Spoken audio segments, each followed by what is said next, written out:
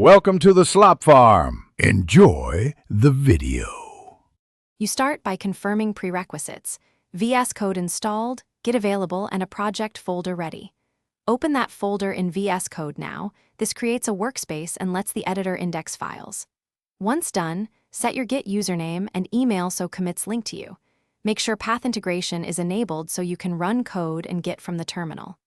These first steps remove friction and let you focus on editing, not setup.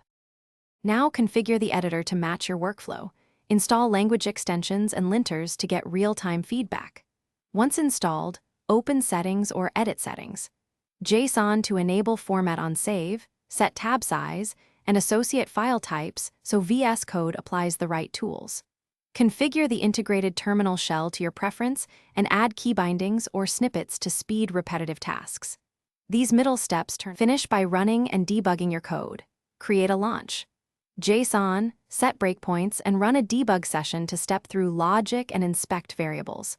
Once tests pass, use the source control pane to stage, commit, and push changes. Make sure branch names and messages are clear.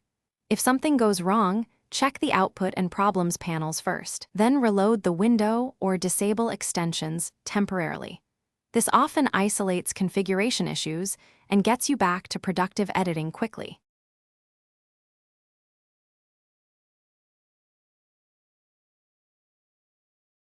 Thanks for watching. Consider subscribing if we helped you today.